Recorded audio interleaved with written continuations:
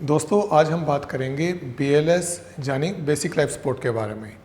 आप डॉक्टर नहीं हैं, आप नर्स नहीं हैं, आप मेडिकल प्रोफेशन से बिलोंग नहीं करते हैं, आप सिंपल कोई भी बिजनेसमैन है या सर्विस करते हैं या कुछ भी करते हैं, आप सड़क पे जा रहे हैं, कहीं पे भी आप घर पे हैं, अपनी दुकान पे हैं, अपने ऑफिस में हैं और आपका साथी, आपका दोस्त या कोई भी जानने वाला जब बिना जान पहचान का कोई आसपास में कोई एकदम से बेहोश होकर गिर गया, फिर आप क्या करेंगे उसमें। आप इस कंडीशन में अगर कोई भी बंदा बेहोश होकर गिर गया है तो ये सबसे पहले जो मोस्ट कॉमन होता है, हो सकता है कि उस बंदे को चक्कर आया हो।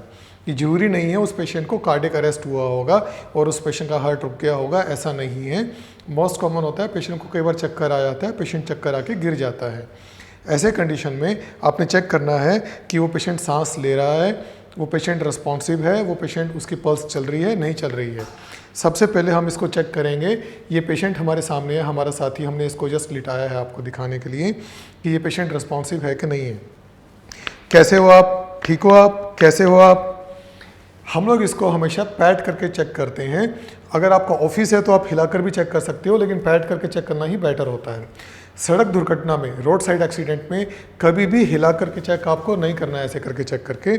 उस कंडीशन में क्या है, बाई चांस इस पेशेंट का एक्सीडेंट हुआ है, कहीं चोट लग गई है इस पेशेंट को, सपोज करो इसकी रीढ़ की हड्डी गर्दन की टूट गई है या कमर की हड्डी टूट गई है और आप इसको ऐसे ऐसे हिलाएंगे तो इसकी वो हड्डी टूटने की वजह से इसको नुकसान ज़्यादा हो सकता है।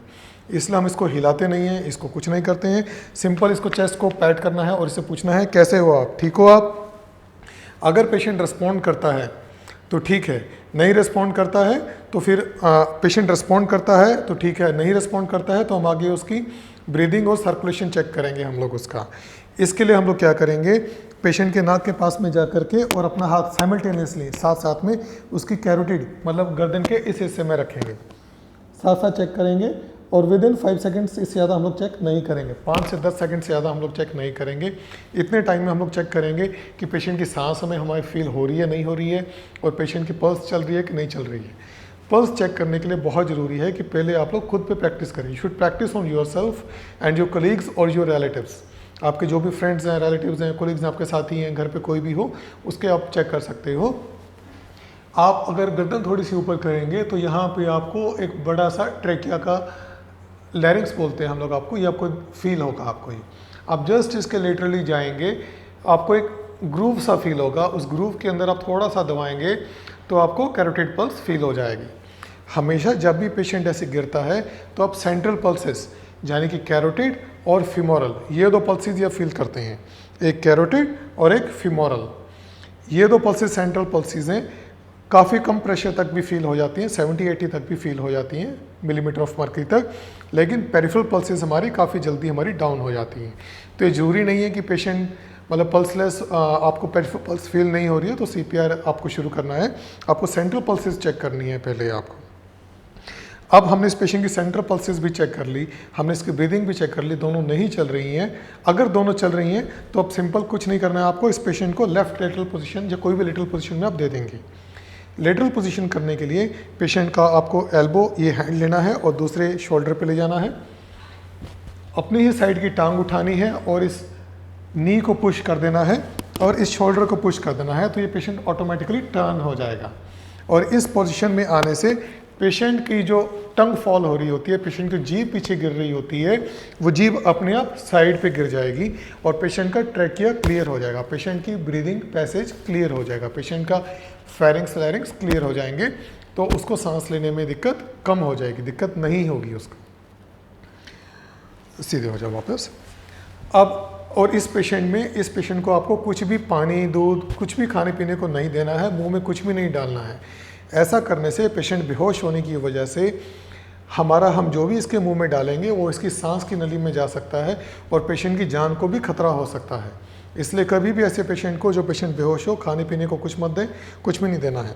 अब हमने चेक कर लिया था, we had checked his pulse, we checked his breathing and suppose both of them are absent, so what do we do next? Call for help, immediately call for help. आपके आसपास में कोई भी है, कोई अगर आप हॉस्पिटल में हो, कोई सिस्टर है, नर्स है, तो आप इमरजेंसी रिस्पांस सिस्टम को एक्टिवेट करेंगे, कोड ब्लू है, कोड ब्लू को एक्टिवेट करेंगे।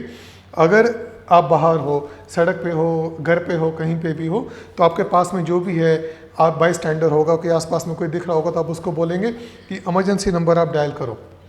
100, 101, 102 कोई भी इमरजेंसी नंबर आप डायल करो, उनको बोले कि ऐसी इमरजेंसी हुई है, तो इमीडिएटली वो एम्बुलेंस को आपके लिए भेज देंगे आपको वो, जिसमें ACLS एडवांस कार्डियक लिम्फोस सिस्टम का सपोर्ट सिस्टम की आपके लिए सब फैसिलिटीज़ रहेंगी और ट्रेंड स्टाफ रहेंगे उसमें आपके लिए। जब तक आपने कॉल फॉर हेल्प कर दिया है, उसके बाद साथ के साथ आप टाइम वेस्ट नहीं करेंगे, साथ के साथ आप CPR शुरू करेंगे। CPR शुरू करने के लिए अगर पेशेंट सड़क पे है, नीचे है, लो डाउन सरफेस पे है, तो आप उसको सेफ्टी पे मूव करेंगे। सबसे पहले सेफ्टी पे मूव मतलब आप सड़क के बीच में, तो सड़क के बीच में ही आप CPR नहीं करेंगे, थोड़ा सा साइड पे कर लेंगे ताकि फर्दर एक्सीडेंट ना हो जाए उसका। सीन सेफ्टी आप चेक करेंगे, फिर आप CPR शुरू करेंगे साथ के साथ। CPR शुरू करने के लिए आप अपने हैंड्स को इस पोजीशन में क्लेंच करेंगे, इस पोजीशन से आपस में रखेंगे, एक हाथ दूसरे हाथ पे ग्रिप करेगा, एल्बोज अपने आप स्ट्रेट करेंगे और निपल्स के बीच की सेंटर लाइन इसके जस्ट नीचे स्टर्नम के ऊपर, छाती के बीच की हड्डी के ऊपर आप रखेंगे और पेशेंट की बेड साइड पे या रोड साइड पे आप नील करेंगे और डायरेक्ट प्रेशर देंगे इस तरीके से। ये प्रेशर का रेट जो आपका रहेगा, वो रेट आपका रहेगा 100 to 120 पर मिनट, मतलब 1 मिनट में 100 से 120 बार।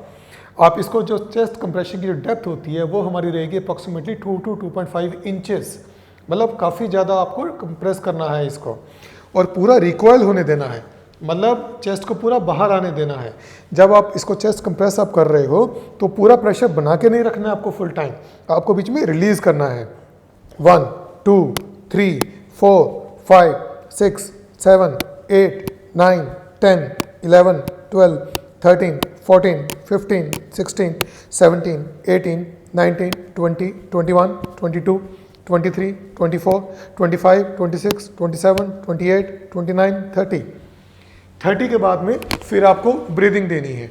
अगर आप रोड साइड पे हो, आपके पास कुछ भी नहीं है, तो आपको माउथ टू माउथ ब्रीदिंग देनी है। अगर पॉकेट मास्क आते हैं इसके लिए, CPR के लिए, अगर पॉकेट मास्क अवेलेबल है तो आप पॉकेट मास्क से आप इसकी ब्रीदिंग कर सकते हो। अगर आपके पास एम्बू अवेलेबल है तो ये बेस्ट है हमारे लिए। एम्बू बैग में जो इसका मास्क रहता है, इसके 2 पार्ट्स हैं, एक ऊपर नैरो पार्ट, नीचे ब्रॉड पार्ट। नैरो पार्ट आपका नोज के ऊपर आएगा, ब्रॉड पार्ट आपका माउथ के ऊपर आएगा। आप इसको एयर टाइट सील के बना करके पेशेंट के माउथ के ऊपर रखेंगे ताकि हवा कहीं भी साइडों से लीक नहीं होनी चाहिए। अगर एयर साइड से लीक होगी तो जब आप एम्बू करेंगे उसका बेनिफिट नहीं होगा उसमें आपको। और एम्बू करने से पहले आपको एक चीज़ और करनी है, चिन टिल्ट एंड जॉ लिफ्ट। उसके लिए आपको अपनी इन 2 फिंगर से, थंब एंड इंडेक्स फिंगर से आपको मास्क होल्ड करना है, बाकी 3 फिंगर से आपको चिन टिल्ट और जॉ लिफ्ट करनी है आपको। इस पोजीशन में करते ही जो पेशेंट की टंग फॉल बैक हो रही होती है, वो टंग इमीडिएटली ऊपर आ जाएगी और पेशेंट का एयरवे क्लियर हो जाएगा। ऐसा होने के बाद आप पेशेंट को इमीडिएटली 2 ब्रेथ्स देंगे, 1001 1002। 2 ब्रेथ्स देने के बाद CPR फिर से कंटिन्यू होगा। अगर दो बंदे हैं, आपके पास सिर्फ 2 persons are available, 1 person will keep doing the ambu and 2nd person will be doing the CPRs. The ratio will be 30:2. Ratio will be 30:2 till you have a advanced airway in place. जब तक हमारे पास कोई advanced airway like ओरोफ्रिंजियल tube और endotracheal tube नहीं मिल जाती है, तब तक आप इसको CPR को आप कंटिन्यू करेंगे। CPR में इंटरप्शंस नहीं होनी चाहिए। अगर आप CPR को बीच में इंटरप्ट करते हो, बार बार रोकते हो, तो पेशेंट के सर्वाइवल चांसेस कम हो जाएंगे आपके। रोटेशन बहुत ज़रूरी है, चेंज ऑफ कंप्रेसर बहुत ज़रूरी है। जो बंदा यहाँ कंप्रेस कर रहा है, every 2 minutes that person should be changed, मतलब हर 2 मिनट के बाद में जो बंदा एम्बू कर रहा है वो इस पोजीशन में आ जाएगा और यहाँ वाला बंदा एम्बू पे आ जाएगा। ये चीज़ बहुत ज़रूरी है क्योंकि फटीग होगा। फटीग अगर प्रॉपरली किया जाए CPR तो 2-3 मिनट में ही बंदा पूरी तरह से थक जाएगा। और चेंज ऑफ कंप्रेसर उसके बाद बहुत ज़रूरी है। आप चेंज ऑफ कंप्रेसर करेंगे तब तक, अगर आपकी जब तक ये कंटिन्यू रहेगा जब तक आपकी हेल्प नहीं आ जाती है। जब आपकी हेल्प आ जाती है उसके बाद में आप IV लाइन, इसकी पेशेंट की IV लाइन डाली जाएगी पेशेंट को। अगर AED पहले से अवेलेबल था तो AED लिया जाएगा। अगर AED अब आया है तो AED के पैड्स लगाए जाएंगे। AED ऑन करना है। AED, ये सब CPR करने वाला बंदा कंप्रेसर नहीं करेगा, ये सब दूसरा बंदा करेगा, कोई और बंदा। CPR वाला बंदा CPR कंटिन्यू ही रखेगा। In the mean time somebody will put the pads of the AED. 2 pads of AED will be there. 2 pad होंगे AED के। फर्स्ट पैड जो हमारा राइट वाला पैड है, that is placed high up, right वाला pad हम right side पे high up लगाते हैं जस्ट क्लेविकल के नीचे, लेफ्ट वाला पैड हम लो डाउन लगाते हैं नीचे की ओर, ताकि हम जब शॉक करें पेशेंट के हार्ट को तो हमारी जो शॉक वेव्स हैं वो सारी की सारी पूरा सैंडविच करके हार्ट को बीच में से निकले हो। अगर हम ये पास पास रख देंगे दोनों पैड्स को तो ये करंट जो है यहीं से यहीं ट्रांसफ़र हो जाएगा और हार्ट को अच्छे से डिफिब्रिलेट नहीं कर पाएगा। इसलिए राइट वाला पैड हाई अप, लेफ्ट वाला पैड लो डाउन। तब तक आपकी आईवी एक्सेस मेंटेन हो चुकी होगी। आपका शॉकेबल रिदम वेंटिलेटर, आपका डिफिब्रिलेटर आपका रीड कर लेगा।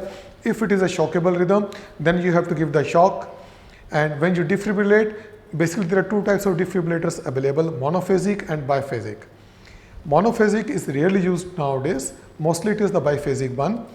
Biphasic में the current you have to choose the maximum. If it is defined by the machine, अगर मशीन के ऊपर लिखा है कि इतना आपको यूज़ करना है, then you can use the defined values, otherwise you have to use the maximum. It should be in the range of between 120 to 200 joules, and for monophasic it should be 360 joules. Okay, and once you have given the shock, everybody is clear, you give the shock, then again CPR is resumed. CPR is resumed, same ratio 30:2, 30:2 ratio में CPR आपका चलता रहेगा. Injection adrenaline can be given at this stage. By this time initially already 5-6 minutes would have elapsed, so we can give injection adrenaline 1 ml of 1:1000. That is given in a push, plus you can flush the vein and lift the arm. Suppose way given in this hand, तो हम इस हाथ को थोड़ा सा उठा देंगे 2 minute के लिए और थोड़ा सा इसको मसाज भी कर देते हैं वेन को लोअर डाउन की ओर, ताकि हमारे जो भी इंजेक्शन दिया है that should go into the central system. वो सेंट्रल सिस्टम मतलब सेंट्रल वेनस सिस्टम की ओर वो थोड़ा सा वो चला जाएगा वो। And this injection can be repeated after 3 to 4 minutes. Injection amiodarone can be used if we suspect, if a ECG is there and we suspect ventricular fibrillation or ventricular tachycardia. The dosage is 30 mg stat, 300 mg stat. And after amiodarone, we can use various other ones like Xalocaine. In the name of Xalocard, it's available. That is preservative free. That thing can be used. And one more thing that needs a special mention is this airway. Goodell's airways can be used. Suppose a patient has a tongue fall, and if you have an endotracheal tube and you are trained in using that is well and good. Otherwise we can use this Goodell's airway. Goodell's airway, it is not inserted in this way. इसकी position ऐसी होती है, लेकिन इसको ऐसे insert नहीं किया जाता है। इसको इंसर्ट किया जाता है अपसाइड डाउन पे, थोड़ा सा मुंह के अंदर डाल करके इसको आप घुमा देंगे 180 डिग्रीज पे एंड फर्दर पुश डाउन कर देंगे। ऐसे घुमाने से क्या होगा, आपकी टंग बीच में नहीं फंसेगी। अगर आप सीधा पुश करेंगे तो टंग को पुश करेगा और टंग आपके नीचे फेरिंक्स में फंस जाएगी और आपका एयरवे ब्लॉक कर सकती है और आपको इसको डालने में भी मुश्किल आएगी।